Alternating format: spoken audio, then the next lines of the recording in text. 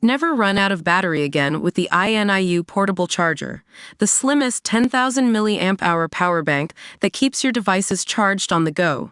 Stay powered up wherever you go. Click the link in the video description to shop now on Amazon.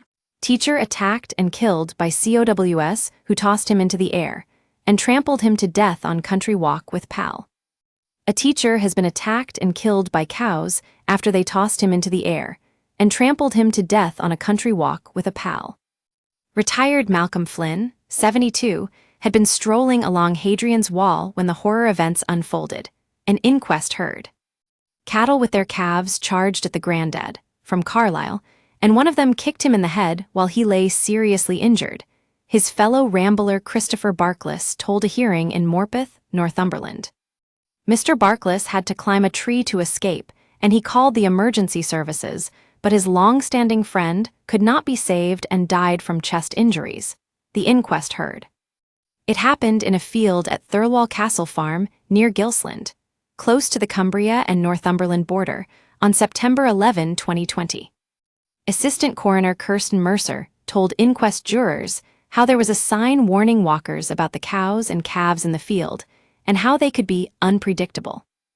Mr. Flynn, a father of two, was a member of the Ramblers Association and regularly walked with his friend Mr. Barklis, and they were completing the Hadrian's Wall route in sections. The former chemistry teacher, who had been a manager with Northumbrian Water until he changed career in his 50s, had developed glaucoma which affected his eyesight and was troubled by arthritic pain in his foot. Mr. Barklis said they had set off from Gilsland that morning, and after entering a field, he noticed 4 cows and their calves blocking the path, so he changed course. He told the inquest, "I was not comfortable with that situation. They were not behaving in a manner that I would expect." He clarified, saying, "If you look in a cow's eyes, it will normally look away, it won't stare you out. If it looks away, it will normally disperse. These cows were different. They didn't demonstrate any intention of being fazed by the presence of 2 human beings. In fact, they came forward to confront us." Mr. Barklis said he told his friend he was changing course, and turned his back only to hear a tumultuous motion, as the cattle moved quickly towards Mr. Flynn, and he started to run away. The witness said a cow shoulder charged the pensioner, knocking him to the ground, then flipped him up in the air. He lay injured on the ground, and every time he moved after that, a cow would trample him, Mr. Barklis said. He rang 999 from a hawthorn tree and worried if he tried to help his stricken friend, the cows would change over Mr. Flynn again. When Mr. Flynn made a final attempt to get up, a cow kicked him in the face, Mr. Barklis said.